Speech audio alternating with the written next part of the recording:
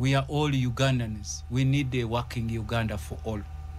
Banafa abafira mu nsi z'abawalabu mube muyita bakadama banafa abali wano twetaganga bwoba ofuna omulimu ng'ogufunanga gwe mu Uganda so sirwa kuba nti olina connections mu government n'okuzaawo amakolero Museveni gonna ge yatunda najja wano n'enkunnyonnyola nti amakolero gonna General Museveni ge yatunda minisita we ow'ebyensimbi gwe bayitanga Nkanji ongwa mumanyako Nkanji yali minisita w'ensimbi yamubuuza nti owaayo amakolero g'otunda ag'eggwanga sente oziteekawa General Museveni n'agamba Nkanji nti tebabuuza sente z'aweereddwa era twagala okuwana eggwanga nti ffe waliwo kye bayita manifesto y'ekibiina era kye twasabye President Robert Kyagulanyi nti bwe tuba tuzze mu buyinza buli muntu eyafuna sente za PDM eyafuna sente z'emyoga eyafuna sente z'abavubuka ez'abakyala ezo zonna tugenda zibasonyiwa wano mu kibuga tugenda kuwera omusolo gwe bateekawo ku mayumba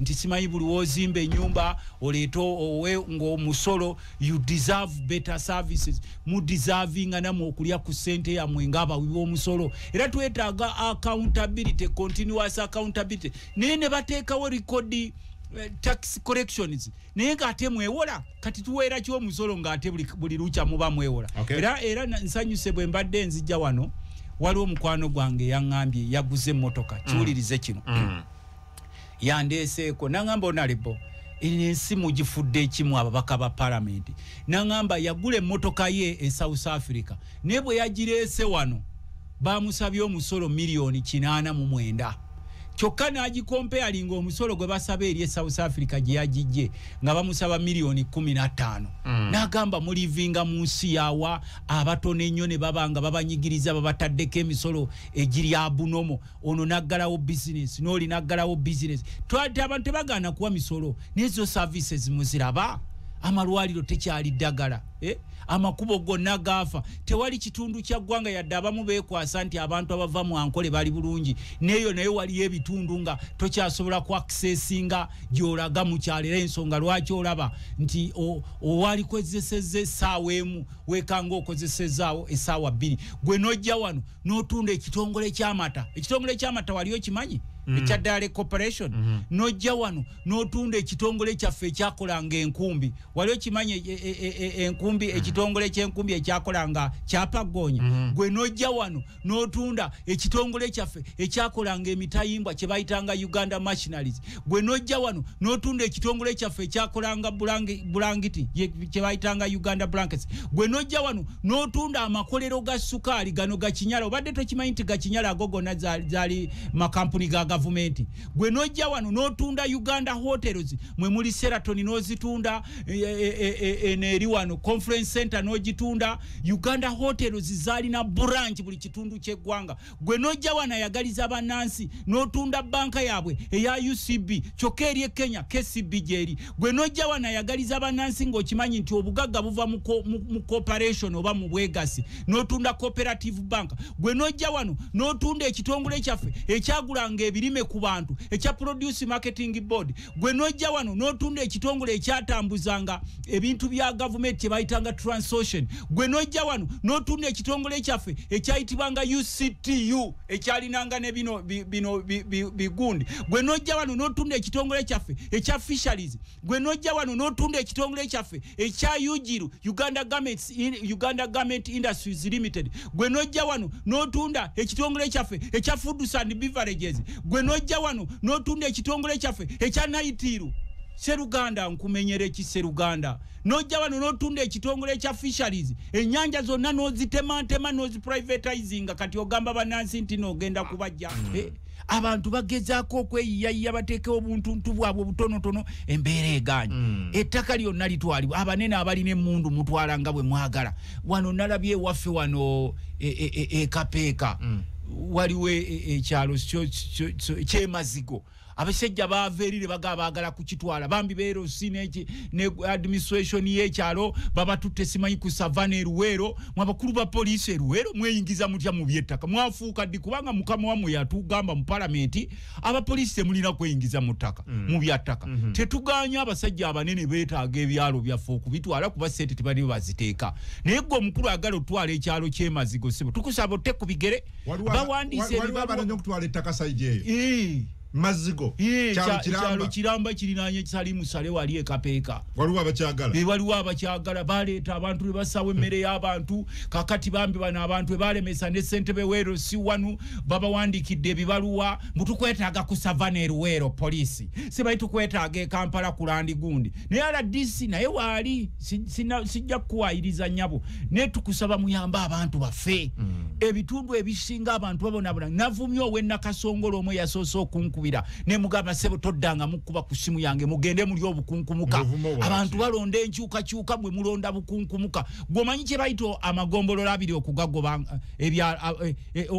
ogoba abantu kutaka amagombolola abiri ne town council nogoba abantu mu kitundu gye babadde ebbanga nga bawangalira ewaabwe we babaziike bakola kino enokeera enkya n'obagamba muveewo abo abasajja abaleeta projects ezo lwaki tebazitwalako waabwe nabo gye babava ne tumanya nti n'abakulu bano olw'okuba baagala nnyo enkulaakulana ne gye basibuka ewaabwe mu byalo by'ewaabwe naye batutteyo enkulaakulana so kakati twagala kusaba naddala abantu baffe abali mu katokolido gye njogerako mulimu Nakasongola Nakaseke Ruwero Kayunga Kiboga Kyankwanzi Gomba buli omuntu asula mu kitundu ekyo eyo Buganda sub-region buli muntu asula mu kitundu ekyo asula ku butaache ne Mubende naye ate ebitundu ebisibye basinga okugoba ku ttaka bye bisingamu okuba abajega abasinga okulindirira obukunkumuka era gy'olaba batwala amabasi ne babambaza ebitisaati bya kyenvumbu bajje kololo balye ku muceere n'omutwalo olunaku lulamba omusajja omukulu eyali badde alunda bamutikka mu kibasi najja n'ebirevu bye ne mukazi wali mu boarding oba yambadde sikati ne baleeta ekkolo ne babateekawo ne babawo omuceere ogugaze ne bamuwerako n'omutwalo ne beekuba mu bifuba mwe mulaba ebitundu ebya Uganda ebirala ebiri serious nga babakolako effujjo bwerityo era ebyo byonna bikolebwa wano tetuganye ffenna twagala enkulaakulana naye enkulaakulana bwebangeze mu bitundu byaffe twetaaga local people to participate si kuleeta bubinja bw'abantu buno tukimanyi nti original agenda y'abasajja bano nga bava mu nsiko bwe musinza bajja ne bakozesa obwavu nga wiponi obwavu ng'ekyokulwanyisa era emmotoka ennungi mu kibuga zaabwe amayumba amalungi gaabwe bosanga mu supermarket kati ogenda eno gye mweyoteza bakungu gye beeyoteza mu sawuna bokka bosangayo mu steam bus bosangayo mu bbaala bosanga banywa ku tubbiyo otunyogoga etuwayini mwe musigalidde kubeera ku bwakata wammwe na kulinda 15 na kulinda ebitisaati n'okugwamu essubi ne mulinda kati nabadde wano ku ministry lulimu alinga muvuma ow'ekitiibwa Minister Lugolobi ne Nandutu ne mubagamba nti babba amabaati n'akabinja kaabwe naye ate the same people balagidde essowaani eziri mu ministry y'ebigwa bitalaze amasepiki n'amabaati n'ebidomola babigabe wano mu Buganda nga banoonyezaako obululu bw'NRM bangambye bwa buli kyalo bakiragidde bakiwe emitwalo 3 nga bakuwa obusowaani 10 nga bakuwa n'ebidomola n'akasepiki k'omuluka akasepiki tekafumbira bantu bawera na 10 akasepiki k'omuluka Mwami Museveni bwe yabadde agaba ebya campaign mu mambuka ga Uganda twice mu parliament bamuyisiza 187 billions mu teso n'alagira compensation yente okubawo ente naye ffe wano mu Buganda yalagidde babawo obusowaani n'obusepiki ku muluka n'obudomola mujja kubulaba abatanaba kubufuna kubanga ye value yammwe gye abaataakingako obijja wabi ngasinnabiwulira ate tonnabiwulira naye soogera bya bulimba osobola n'okubira prime minister nti mwajjeeyo essowaani ne mujjayo amasepiki ne mujjayo n'ebidomola ne mugamba n'emitwalo 3 babiwe buli kyalo nti okuzza emitima gy'abantu mu Buganda abataaba walulikalulu wano mu Buganda tewali gwe batajja kujooga kubanga muganya okwewa value yabwe yabikopo valu yammwe ya busowaani valu yammwe ya busepiki ateeka sepiki olowooza bakawakyalo mbw akasepiki kamuluka ab'omu mambuka babawadde sente z'okubalirira billions of money muteeso babawadde nte wano babawagabidde busowaani kubanga gwe muwendo gwammwe gwe babateekako mwagaana okwewa value nosanga omusajja omukulu azungadde eno batuleetedde sente meka ku kyalo emitwalo 3 ku kyalo buli omu afunako meka tisiringi 2 ng'oyo aweta n'engalabi nga bakuba mu ngalo abasajja batulete owaayo onootuwaako ddi ku busowaani naawe onootuwaako ddi ku busepiti kasita mwakkiriza okwekkakkanya omuwendo gwammwe mulinga abakulembeze b'ennono gwokimanyi ti abakulembeze b'ennono awatali ttaka tebaba na bukulembeze naye omukulu kye yasalawo okubawa bumotoka n'obutiibwatiibwa buno obw'abasirikale tuwe emmotoka tebatakebedde nakebera n'obusentesente bababeerako ne basirika nga abantu baabwe bonna babagoba ku ttaka nga teri naanyega kati olwaleero ono w'egindi ow'enakasongola gwe baateekayo era nagambye omukwano gwange bamuyita Bukenya Dani omumanyi namugambye nti waliwo abakulembeze b'ennono aba bakulembera lwaki bo basirikanga abantu nti ati tebasobola kwogera obumotoka bwe bakima emisana n'ekiro n'obusentesente babawadde ng'abantu babwe babagoba ne basirika bake kubanga nange mbadde lwaki abantu bagoba ku mataka gaabwe nga wali abakulembeze lwaki tebavuddeyo na ddoboozi lya mwanguka tewali bonna abasinga baafuuka beejenti ba Museveni abasinga bonna baafuuka beejenti abakulembeze b'ennonya abamu goli wakuweera akamotoka n'ofuumuuka emisinde gwe akamotoka gwe omuntu alina ettaka gwe omanyi kye bayitanga kingdoms omanyi kye bayitanga kingdom exist on land genda eri ebunyolo olabe kye babakola abanyolo the banyolos are suffering the indigenous banyolos are being wiped away they are being chased away from their land ng'oyogera ku agenti abantu bali buli wamu abantu babavuwazizza abantu bava ekigenze wala extremely poor batulogera nakasongola babagoba you go to bunyolo the banyolos are suffering you may think that banyolos are not part of Uganda because of their oil group ya new migrants je bateekayo eri can imagine nti okumanya bino byempulira mwogera nti no mugenda kutereeza emitima gy'abantu temusobola uwerese distribution y'eggwanga tesobola kutwalibwa akakundi k'abantu akali just 2% ne katwala obugagga bonna obwegwa you go to bunyolo fe twali tulowooza nti we badiscoverinze amafuta the rest of those regions zigenda kuba uplifted financially zibe well off. You go to Bunyolo, people suffering in Bunyolo. You go to Nakasongola, people suffering. You go to Guru, the same people are grabbing lands. You go to Kayunga, same people are grabbing lands. You go to Luwero, the same people are grabbing lands. You go to Nakaseke, you go to Chichankwanzi.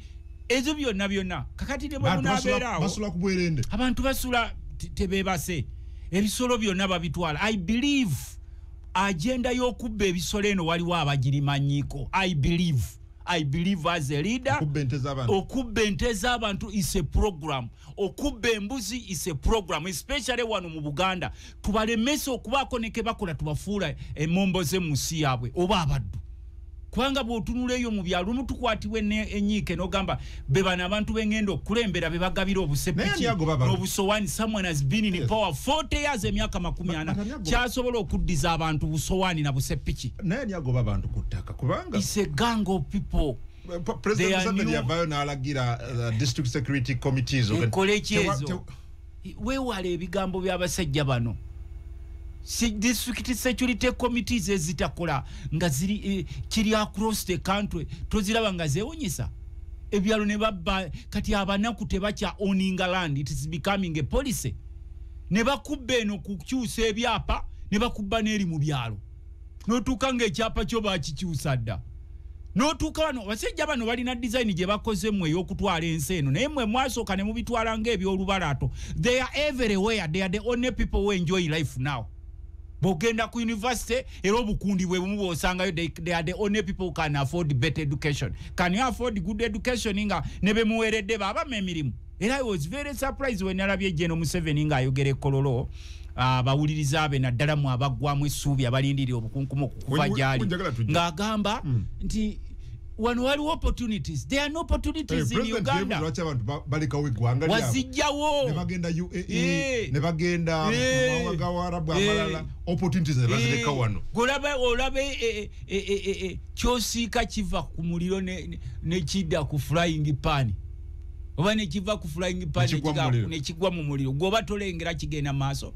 A smaller group of people, they extremely very rich. Never bakutunulya benyinyimba ne bagambo bono wawa. Waluka group kabantu abagagge ennyo and they don't allow any person okuyingira mu gapwe. Kwatwaga mukulu ono we yadyawo middle class. Kwokujjawo middle class, it was a program. Middle class yeje n'abantu wansi ne playing a part between the rich and the poor. Ojima middle class playing a very big role in socio-economic transformation.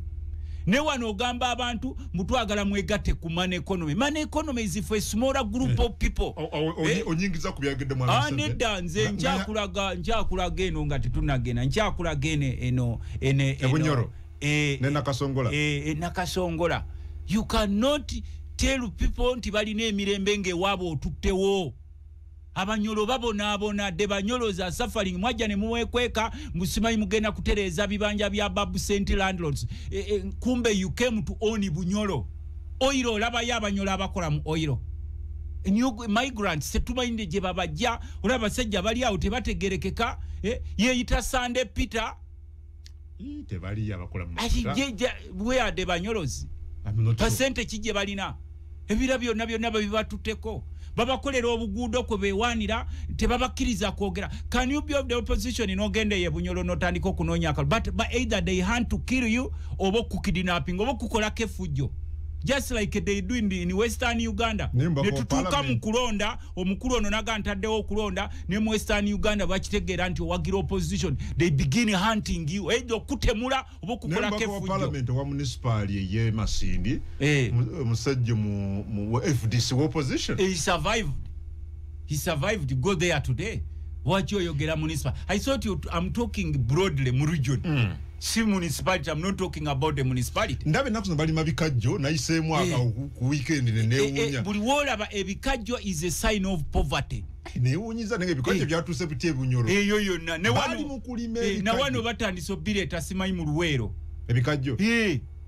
Batandise okubireeta wano abamu babatutteko babundabunda babaleese program ebitategerekeka mukimanyi tugenda kubajja mu bwavu. They are sinking them in poverty. Nosanga omusajja omukulu bambi bamusitamiza ku gombola alindirira obukunkumuka. Yet these people are not rich.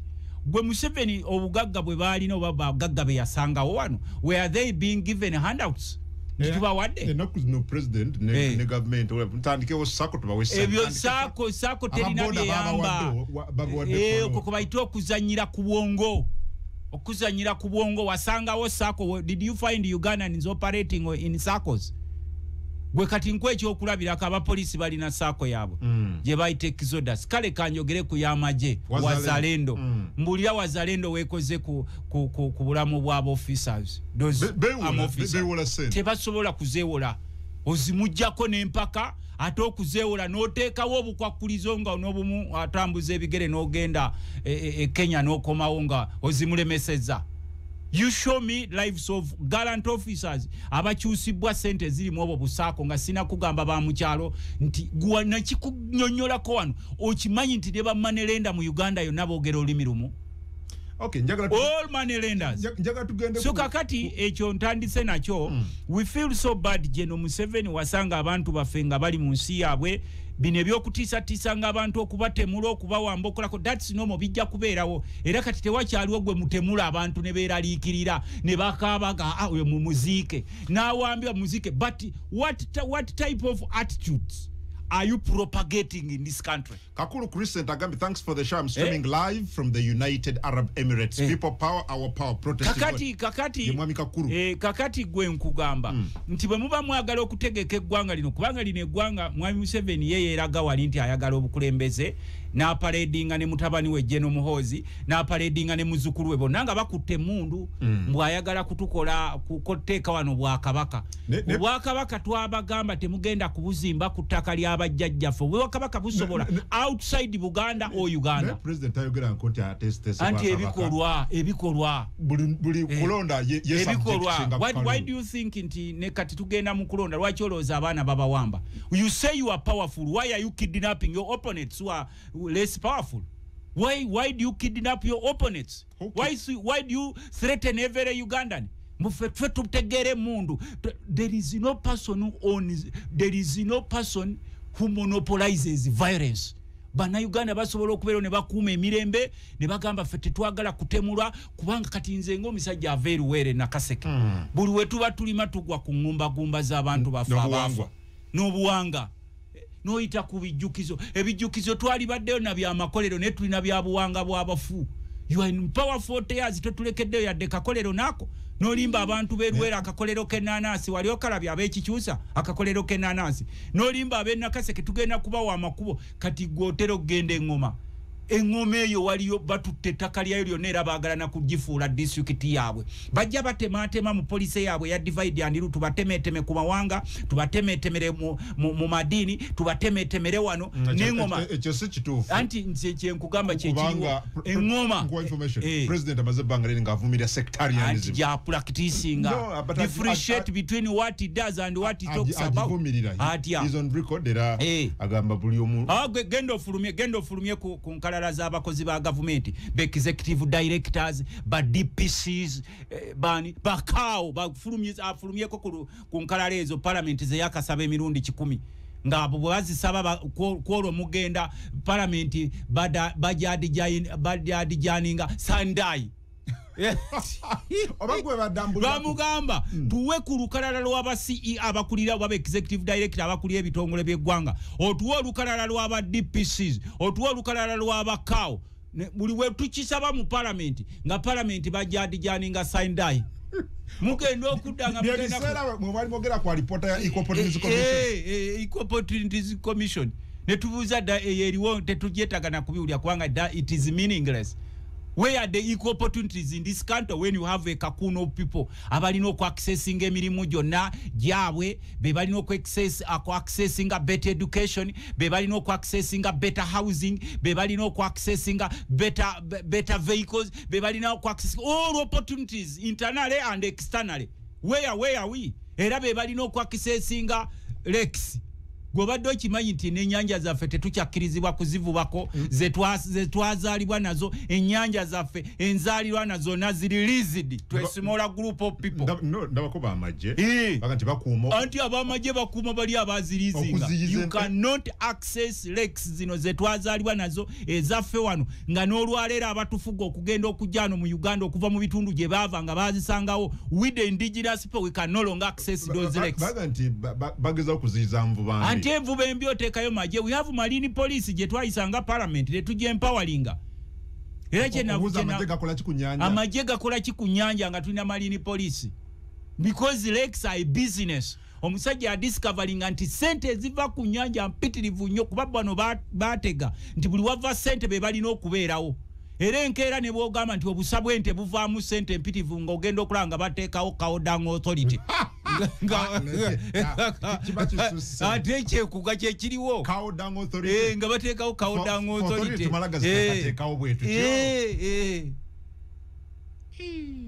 kyekiriwo ne weekyayisa bannansi buli munansi n'atandika okweraba nga ali valueless gwokimanyi nti tulina abantu bangi kati tebazangayo baana ku masomero nga n'ababazaayo ate abasomesa batudde babagamba mu government eganyo bawa sente kyokka you have a group of people including parliamentarians nga basobola okukonvinsinga chairman wabo wepate nga ye president w'eggwanga ne bamugamba get 40 billions oziwe bakada bakunga abantu baleete kololo just okusanyukamu obusanyu gw'oli akugambye mbu tusimanyi tuzze wano tuleete economic transformation simanyi fighting corruption ye lwaki tebakulayo oluyimba ne balufuula fighting corruption bakuleyo oluyimba balufule fighting corruption kubanga bakuleyo oluyimba balutume fighting corruption nga baluteekako ali eri but they do the opposite abo kwabo ndaga asobola okufightinga corruption oyagala oluyimba ndaga kwabo asobola okulwanyisa obulyako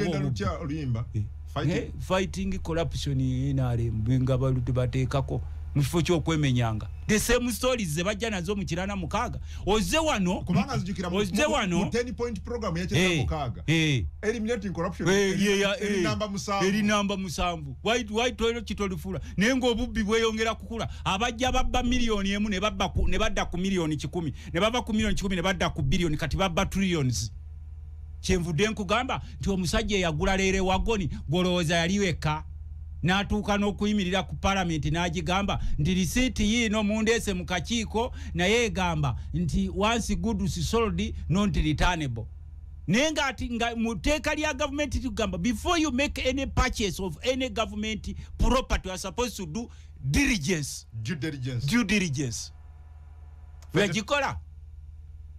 yagikola eyo kakati kyetukugamba gwoze wano for the last 40 years as a leader you are welcomed by people regardless of how you look to what your plans are ne bakuga tuzimbe Uganda empya gwe Museveni bw'ofuluma ebweru mu nyumba yo ne family yo are you happy with the current Uganda nga banansi bonna mubavuwaziza ayagala gwe yatemulwa ne bagamba bamutemudde ne batwale uwe bamututta omugagga bamutemudde ne abadde mu business ono bamuwambye are you happy with the kidnappings nenkola government gali nenkola zerese okujja abantu mu bwavu are they impactful kubanga fe nga gobera head of state you are the CEO okola kye bayita abadala ambule gwange nakuze okola kye bayita periodic assessment of government projects abadde mu politics we ng'anoonya bululu nti wano banne baba wadde emyezi 2 ye yatandika ddanga yekwese mu PDM naye ng'ali mu campaign abantu bakolese enkola y'ekiyeekere y'ebyemyaka gy'ekinana gye bageziwazanga abantu mbubbe emmundu zakubanga nkima mbwezobote zakubanga abantu eyaggwawo era bw'ojja ewaffe eruweero okyawulira nga bayogera ebiboozibozi bino mbwobote yatta abantu fe twababuuza nti mwe mundu ezammwe zakubanga nkima okyabiwulirayo ebibozibozi ebyo musimanye ebyabalwanyi kuba tugenza okwekanga ng'abalwanyi ate baali beetaaga kutwala ttaka ly'abajjajja kakati mbadde maliriza nga nkugamba nti bw'obeera ng'oyagala eggwanga olyeyagaliremu ne banno bwe mufunye mu mbeera y'obugagga bonna bwe mufunye yagaliza buli munaasi regardless of the level kuba Mwami Museveni bwe yali akajja mu buyinza kye yasooka okukola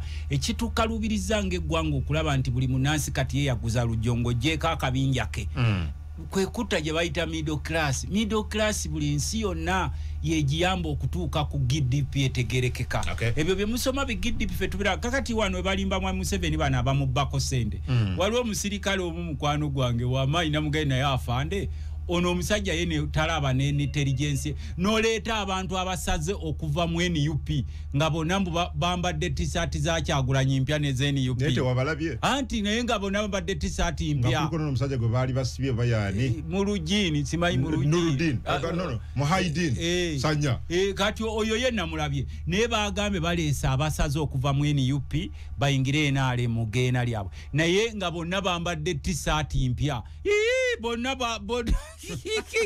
wedo badoyo ojja kufeeze gundi tebakufera naawe oli musajja mukulu misa president ne banno tewali bantu bonna bakanya nti olunaku olwo lwe baba banajja lwe baba bafuna t-shirt z'NUP ezo t-shirt z'NUP ze mugamba nti basaze eddiro nga bonna bali mu mpya muzikubisizaawa tugende tulabe mu bano bawagizi ba Kyagulanyi basaze eddiro nga bonna t-shirt mpya zabadde mpya ne bagundi nefe mutulabako amatu amawanvu nga ze tutamaguzi mutitangamiya nti zino ngamiya tugenda kuzirimba bwolaba amatu amawanvu gano mutuyitangamiya nti zino ngamiya mu bano bavudde mu NUP naye nga bonna babambaza bu t-shirt bupya bakwataganidde waabo bonna okufuna bu t-shirt obupya ku kitebe ne baga tugenze ku kitebe ffenna tugule t-shirt mpya tusale eddiiro mwe mutulabako amatu gano nga ganaganga amawanvu ndoza mugambe zino ngamiya tuzirimbe amatu galeke yajja mukulu bakuliddeko era gyobola abasajja bagamba owuliriza 13 Radio 4 Insulsuzi Ale tukomye honorable to sagalo ovuge ngaboya njagala tugende kubasunsuddwa yes boli wa mawulire bagambe ndi tubalengera bwe mutulaba kama twamawanvu temutyangamia mbu waliwo bano basaze eddira okuva mu NUP naye bonna bambadde t-shirt mpya eziriko ekifaananyi kya president Kyagulanyi zonna t-shirt mpya ziriko NUP tumanyi ne we mukubisiza t-shirt n'abavubuka gye mubajja ne mubakuŋŋaanya mbu namwe muyiye ku ttooke embeera mbi be bano abayimba tajja genda kubanga kati politics is business naye nga nze Munnayuganda njagala kubagamba naddala tuna taxpayers money mukulu Museveni ne aba intelligence bantu tebabakazanyira ku bwongo teri muntu asala ddiiro nga bonna bambadde bu t-shirt bw'ekibiina gye bavudde nga bonna bupya okujjako nga mwagala kutugamba nti ensi yakyuse kubanga buli sitepu gye mugenda otuukako nga twabalengedde dda ne mwerabisa n'olaba abasajja abakulu beerabisa n'abakazi abakulu beerabisa mu bano basaze eddiiro naye ng'olaba ddala oli byalimu bya kifere bya kiyaaye ebyo mbalese mugende mukebere video kuba muzirina mukebere footage waba abasaze eddiiro nga mubambaza bu t-shirt obupya waliwo munnamu abo bakubira wali ku Nasarodi ne mujambo mugumaze gwanga mbu waliwo abasaze eddiiro naye tewaliwo muntu alina bwongo nga yetegerera ng'ojjeeko abalemereddwa ensi asobola okusala nadda gye buli mugenda muwa mulimu mugenda muwaki jasi buno obukunkumuka bwe mubawo olw'okuba nti nabo tebalina kyakkola nga balina okubukwata nze mbeera mu kyalo ssebo ne bw'olaba omuntu ava mu kuyigga enswa n'ayigga galamatu oli bw'ava mu kukwata enswa n'atandika okulya galamatu aba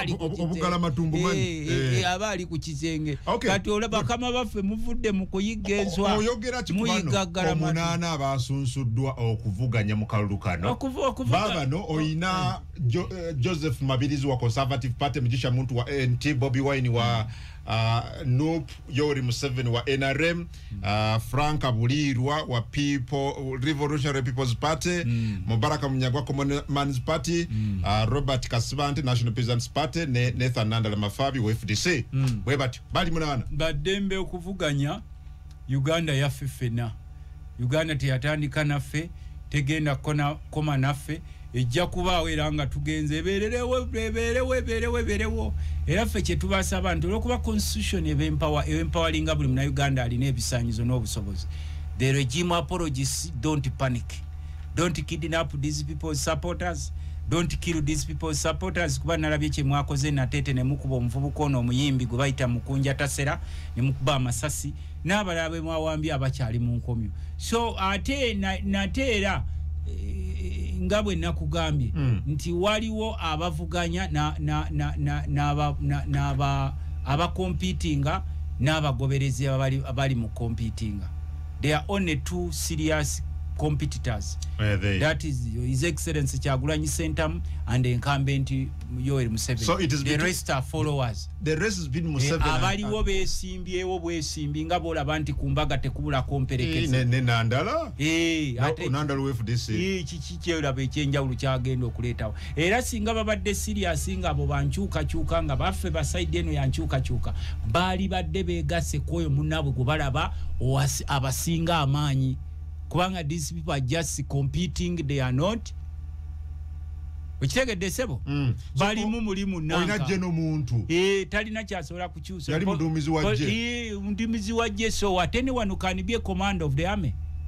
Anyone who can be a commander, just like anyone who can be a president. Omemba mulina bana abasajja babateekamu ekintu mu mutwe mbu kabe basobola buli kimu mbu baba tebaliiwo Uganda tesobola kuba. Are you underestimating these people? No, they are going to do what now? Nakugambye abali mu kalulu.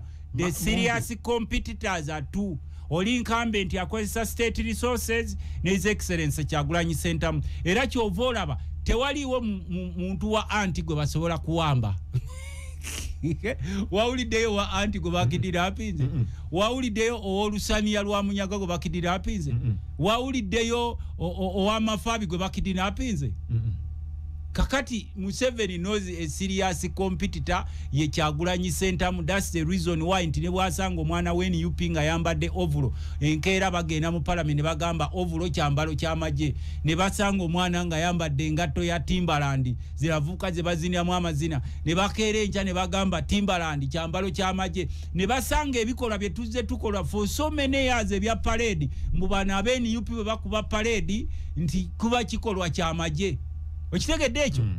So there are two people in the race, and Museveni knows it. Kwanga ne His Excellency Yagulanyi yadda yogera naye yamugambe nti ffe mukwefu simbawo kwaffe ngabe ni upite tuze kuolera kutemulanga embeere ebaddewo nti ono gundi tumutemule ono atakiriziganya naffe izawa enemy so tumuwa obutwa oba tumukoleko effujjo tuze kulaba nga tutereeza Uganda. Oba ova mu region ki ey'eggwanga oba ova mu region ki, you deserve better, and your president is supposed to plan for you. Okulaba nti ebyenfuna byo bikyuka, ebyobukulembeze ebyo bikyuka. Museveni we yali mu nsiko yeebuuzanga nti omuntu akeera atya enkya n'abula mu nsi. Naye kaakati mu mulembe gwo gwa 21st century tulina abantu baffe 18 baabula, kyokka buli kasonda kalimu kamera. Missing 18 people baabula. Tumuba mubanjiza nti wakituwa amagumba. Eno prime minister ne yeeterema ati tumanyi gye bali naye balabikako. Do you think nti you will sleep well?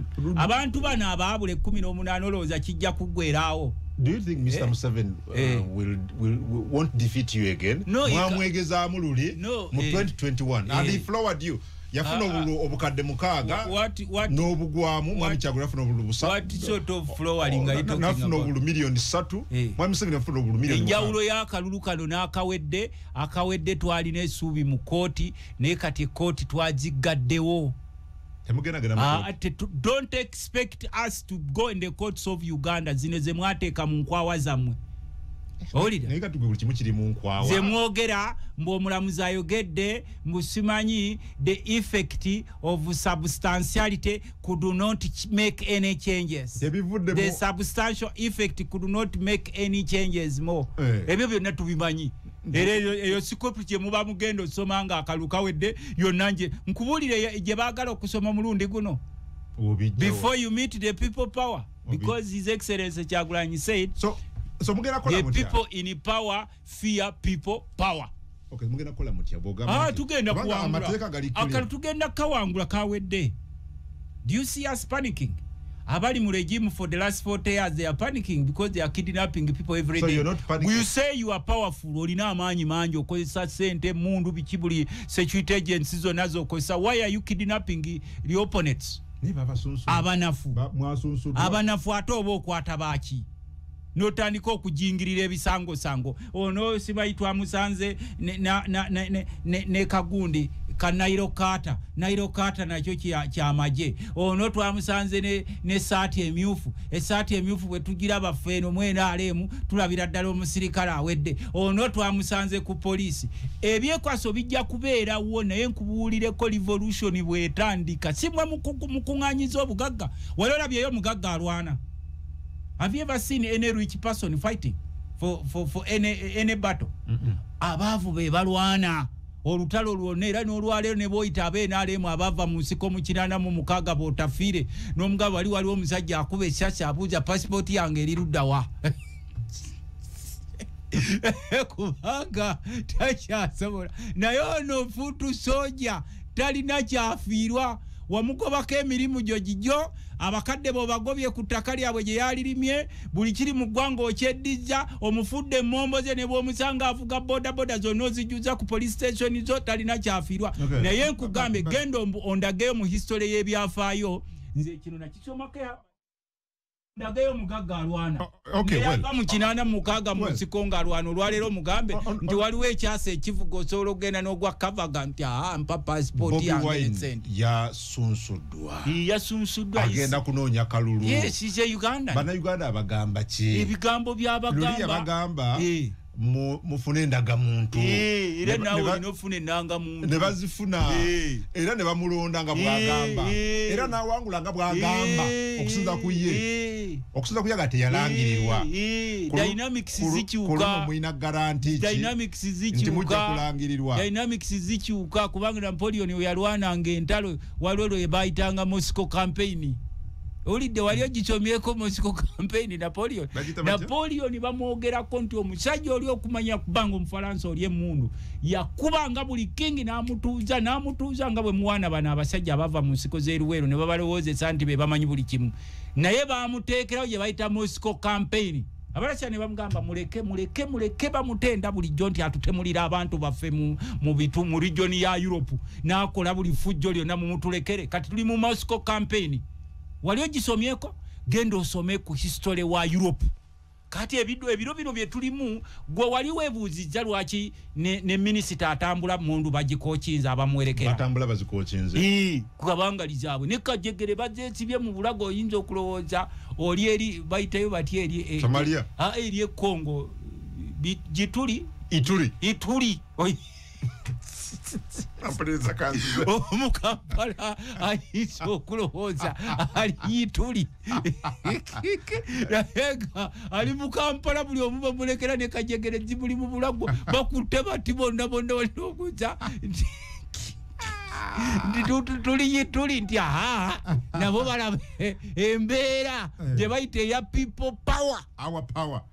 power katuje teri yali agiwangudde muzaako ki no let's begin with nomination ya Mwami Kyagulanyi after the nomination nalabya so many people abamu kuba yabakubye no bakubanga mugendewa enatete nakulabyawo nga nawo uba bendera vote kubye naye nga tivaawo nalabya excitement ya manyi no it's not excitement what you call excitement is totally different from what we are doing mu biseera bino bye tulimu buli omwali n'okuba serious bw'okimanyi tufuukidde ddala abaddu mu nsi yaffe nosanga omuntu nga takyasobola kulya kyamisana na kya abantu abagamba kikati nga noweerera omwana bakwate wali muli kakati twaleese era kye nabadde mugamba his excellence kye twamugambye waliwo okuzzaawo essuubi mu bannansi lye twatandise nti we can be brothers and sisters nga tuli mu bibiina ebyenjawulo nga tewali asobola kutemula munne kumuwamba oba kumukolako fujjo why should I kill my neighbor because I want power? Why should I kill my neighbor? Because I feel I am not safe. Ene tubagamba newerese gye tulina ne gwanga gagga nnyo kungu naye abasajja bano tebamatira 40 years buli kiri mu gwanga kyonna bakitutte olaba ne gundi y'ente eno eya Naguliki nayo baagitwala enanka ya Naguliki yonna baagitwala no essuubi n'ebikolwa era ffe twamugambye tukwegayiridde nnyo excellence toolera gwanga buli kitundu ekiri mu gwanga lino kibonaabona n'abanyankole be mulowooza nti bali bulungi nabo okuzza abaana ku masomero kutuuka nga talina ssente just a small kakuna of people abenjoyinga werese y'eggwanga era bw'osanga ku airport bajjudde wali tebavaawo bagenda France balagawa bw'osanga mu sauna bw'osanga bajjudde mu supermarket n'obusero bw'osanga buli kafo konna akasanyukirwamu k'abaana abasajja bw'osanga bavuga kati emmotoka empya parliament gye tulina eriwo kukola ku bintu bya Museveni ng'omuntu n'akabinja ke n'ababaka bapuliriza soko ulirize statement yange parliament eriwo ekola ku bintu bya Museveni majale n'akabinja ke bana abalala abaliwo nga kati balutamaguzi kwe kulwanyisako okulaba nti even every Ugandan deserves better. We need a working country for all.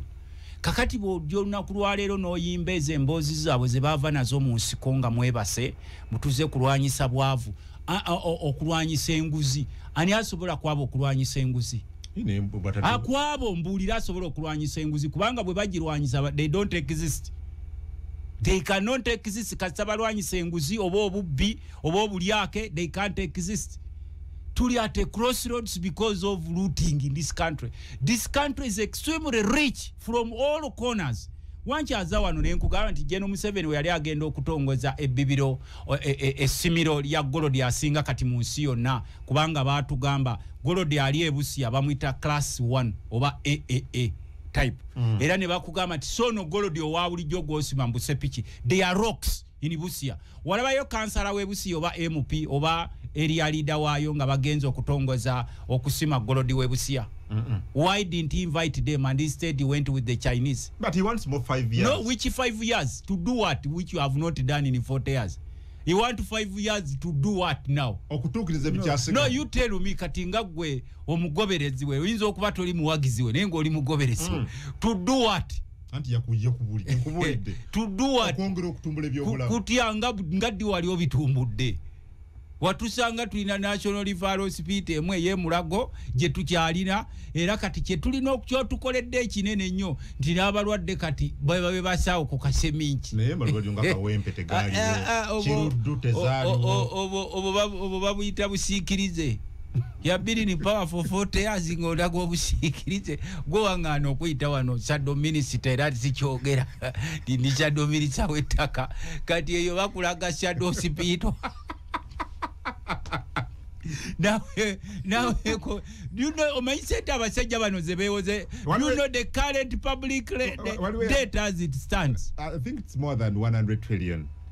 We are being demanded 147 trillions currently, and in the next week parliament eregenda kutula yewole wakati bulize bagala ez'obulunga anti easy group je yateka mu parliament je mulonda mmwe baba wobukunkumuka ne mukyamukirira nolonda omuntu atasobola kwogera ku nsonga zo nenga bwatuuka erimbo mu mwane guziba mbu bateeseza kyankwanzi mwe parliament ne muyisa ne bayisa faba mutugambako neyingaga the eyes have it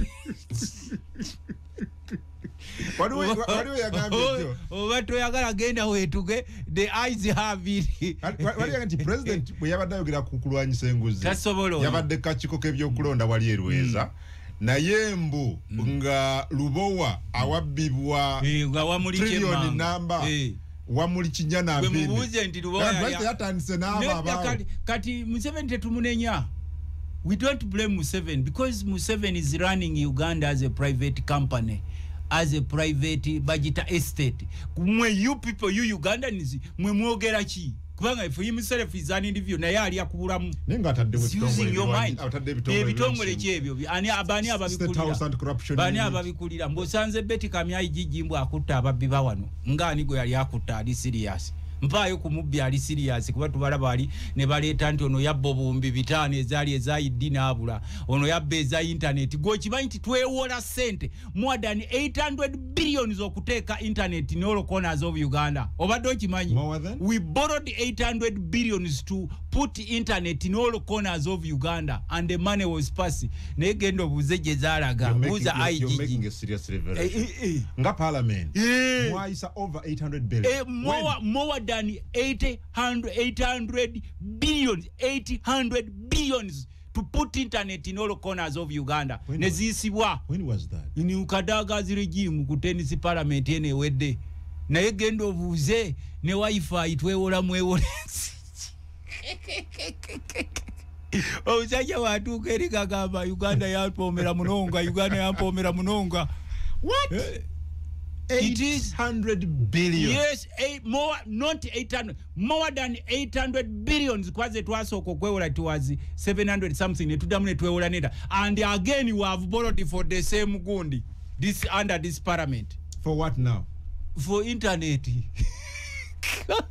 Sajja baguze ebibuga byonna byabwe buli wamu wonna waabwe balina square miles abaali batalina wano yadde ka toilet nga bava mu nsikoza mulowooza where do they get the money. Nze bwangamba ku biwagoni bya train biwagoni bya train ate baatugese manyi tebiyite babireeta nga parliament era kye olumu namwe mutonya Museveni naye n'abantu mwatusobera omusajja ne bamuwa 400 billions genda ogule birweire wagoni tubizeewo n'abireeta wano n'amala okubireeta nakujja nagabana tubuza ati biwagoni biriwa sente zetu akuwadde nga parliament twazisa nti ate wagoni bye twaleeta tebijjaako ku nguudo mu bigazi munayeba watu wadde alternative mu kubanga ne tumugamba bizeeyo n'agamba mbwe biwagoni gye babigule South Africa mbubiriko ekigambo ku lisiiti once goods sold not returnable mbukosoka kala bakasito signing kati again we are borrowing money okupangisa bireire wagoni okuva Kenya.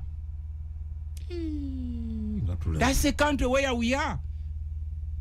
Olowooza ffe lwaki tetwagala kutunula ku basajja abo tetwagala na kubalaba kuba tukimanyi tebatwagala ebirowoozo bya kututemula kutuwamba kutwala buli kyaffe ne bwe bajja wali eri omutunulako jasi buwaze nengo olabe eggwanga gye liraga kuba sometime back mwe baba dividing nga ku tribes there is no tribe which is doing well in Uganda. All tribes are suffering. Ne walabye abantu ekololo ebyo ebyabantu balina okujja bayala namunju w'omutaba osooka n'otunuulira kwalite y'abantu abaze nga bayimba oyo mwami Museveni wali balikoze eki. The psychophants are supposed to be the psychophants are in every regime. Wano Obote yalinga anyiga banyiga ngeri abebusenyi bayimba Obote nyamulunga bayimbanga batya Obote Nyamulunga simaje kitegeeza Obote geno alina banyiga naye ngeri bajja bayimba Nyamulunga Obote Nyamulunga ngeno alina banyiga so kakati don't look at those people you know chatandikira mukunganya mikono baruga they got over 2 million signatures nebaziwaye ne bajja wano in thousands kati ategwe abafunye 2 million signatures ate baba na je kololo no spending more than 40 billion okubagulirira etano kuyingira basi no bawo buchere no buntu ntungera bwe mutegera bana Uganda kati omwendo gwa muwe muli awo Museveni ye yali original plan ye oba agenda kwa yagamba we have a historical mission here nemukuba mu ngalo nga temunagitegeera ne bannaffe mu abali wana ababa wadde obumotoka obukunkumuka n'obuntu ntumwe ne mubongo oteroko. He said he has a historical mission here. You never ask him what are you talking about, which historical mission do you have in our country. Ayagala kisanja kirala anti kati akoleki bakuwadde emyaka 5 wajja oli muvubuka kati akoleki tolaba kipecha agenda kola nenda banga mumukaka musajja watu okudduka bwanasiri tukanagwa ne bendera gye mukwasiza yadduse wamulabye inamulabye bendera kyali very strong okuddu gwanga tebalifugira ku misinde singanzi kulu kati yakulembera wano achali physically fit when ali my physically fit muchi is he physically fit, economically, socially, politically? Which fit? Yasinga kuba physically fit mu Uganda. No yadduse na kwata nambe. Golora singa ne etali ku ballot paper. Yakutema bendera ya Uganda. Kakati ogikwata naye gwo okimanyi titwolekedde ebiseera ebizibu ennyo mu ggwanga lyaffe. Nawo ojja fulumanga tokya ebiseera bijja tuuka nga ne Subaru yo tolinawo ogivugira. Ne bana ababbi be mulaba baguze motoka waliwo bajjaawo ku ma petrol station nga baziguze agiguze milioni 8 ne babatunulirawo nengo buuza nti bana abasajja bajja wano nga tebalina wadde ka toilet batandise batyo okuba nti no they own almost everything because they fooled you Ugandans.